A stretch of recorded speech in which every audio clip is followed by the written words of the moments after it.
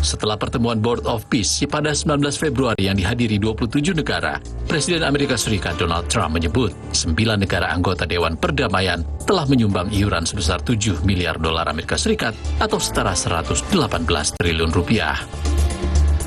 We have today, and I'm pleased to announce that Kazakhstan, Azerbaijan, UAE, Morocco, Bahrain, Qatar, Saudi Arabia, Uzbekistan, and Kuwait have all contributed more than $7 billion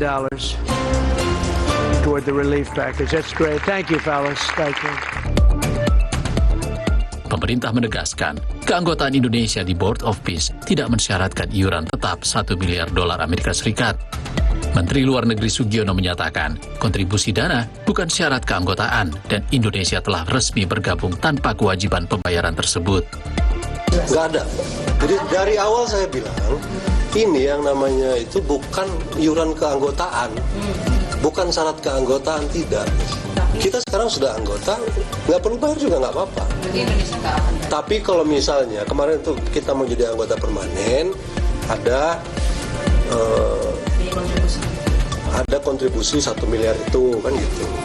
Mas menegaskan berarti ada... Nggak, tunggu dulu, jelas dulu nih. Okay. Bukan kemudian kita sekarang karena belum bayar, kita bukan anggota Board of Peace loh. Ada yang uang, ada yang pasukan, ada yang orang per orang kirim ke rekening yang di World Bank kemarin. Pemerintah menegaskan, kontribusi anggota Board of Peace bersifat fleksibel, tidak hanya dana, termasuk pengiriman pasukan penjaga perdamaian. Indonesia berkomitmen mengirim sekitar 8.000 personel untuk misi internasional yang dibahas di Dewan Perdamaian. And therefore we reaffirm our commitment to contribute significant number of troops, up to 8,000 or more if necessary. We are prepared to contribute the troops to take part actively in the international stabilization force to make this peace work. Komandan Pasukan Stabilisasi Internasional atau ISF, Mayor Jenderal Jasper Jeffers menyatakan, Indonesia resmi ditunjuk sebagai wakil komandan ISF. Indonesia termasuk dalam 5 negara pertama yang berkomitmen menerjunkan pasukan militer untuk mengawal gencatan senjata. I'm incredibly pleased to announce today that the first 5 countries have committed troops to serve in the ISF. Indonesia, Morocco, Kazakhstan, Kosovo, and Albania. And 2 countries have committed to train police, Egypt and Jordan. I would also like to announce that I have offered and Indonesia has accepted the position of Deputy Commander for the ISF. Presiden Trump memuji Presiden Prabowo dalam KTT Dewan Perdamaian. President Prabowo of Indonesia, thank you very much. Please, this is a big guy. I tell you, I said, how many people in Indonesia? He said like 240 million. I said, no, say it again. How many? It's a big country you have. And you do a great job and respected by everybody. Dalam kesempatannya, Presiden Amerika Serikat Donald Trump menegaskan bahwa PBB akan menjadi jauh lebih kuat dengan kehadiran Dewan Perdamaian. Trump menyebut Board of Peace akan berperan mengawasi dan memastikan PBB berjalan dengan baik sekaligus memperkuat lembaga tersebut termasuk melalui dukungan finansial. The United Nations will be, I think, is going to be much stronger. The Board of Peace is going to almost be looking over the United Nations and making sure it runs properly. But we're going to strengthen up the United Nations. We're going to make sure its facilities are good. They need help. And they need help money-wise. We're going to help them money-wise.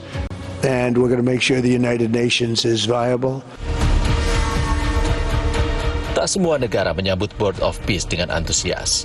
Sejumlah negara memilih tidak bergabung penuh, hanya mengirim pengamat atau bahkan mengambil jarak seperti Spanyol, Prancis, Jerman, dan Inggris.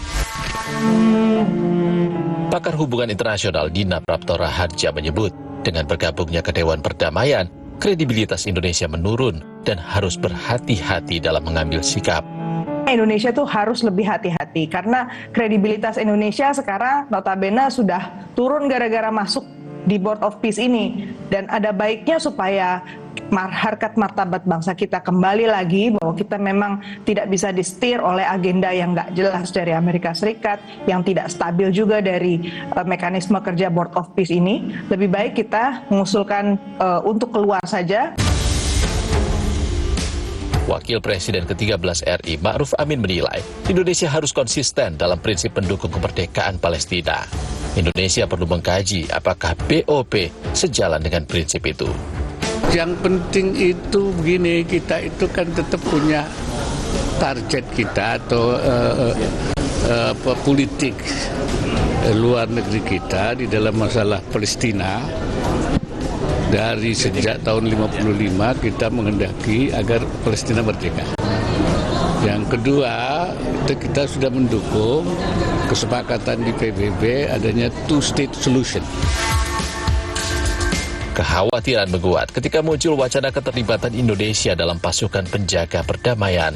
Mengenai kekhawatiran soal peran tentara Indonesia di Gaza, Menlu Sugiono memastikan pasukan Indonesia hanya akan terlibat pada aksi-aksi kemanusiaan untuk menjaga masyarakat sipil dari kedua belah pihak.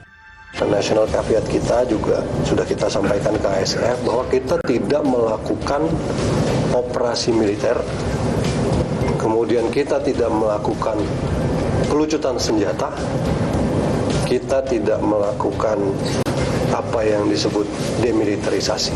Yang kita lakukan adalah menjaga masyarakat sipil di kedua belah pihak, kemudian terlibat dalam upaya-upaya kemanusiaan. Ramadan tiba di Gaza dalam sunyi yang mencekam. Selasa malam waktu setempat, warga Gaza berbondong-bondong menuju Masjid Agung Omari untuk menunaikan sholat tarawih. Masjid ini adalah salah satu dari puluhan ikon Gaza yang hancur dan rusak selama perang. Masjid dibersihkan untuk menyambut Ramadan. تغير حاجات كثيرة ما ضلش حاجة على ما كانت عليه الردم والهدم يعني ما ضلش حاجة على ما كانت عليه أول وإن شاء الله ربنا راح نعيد ترميمها وإعادة بنائها إن شاء الله تعالى. Warga berpuasa di tengah puing bangunan, keterbatasan makanan, dan ketakutan akan serangan lanjutan. Di tengah puing-puing rumah yang hancur akibat perang, meja-meja panjang disiapkan oleh Badan Amal agar warga dapat merasakan kebersamaan dan harapan baru. Meski intensitas perang menurun, tembakan dan serangan masih terjadi hampir setiap hari. Di tengah dinamika dan kontroversi, Indonesia tetap menegaskan posisinya dalam memperjuangkan perdamaian yang adil dan hak Palestina untuk merdeka.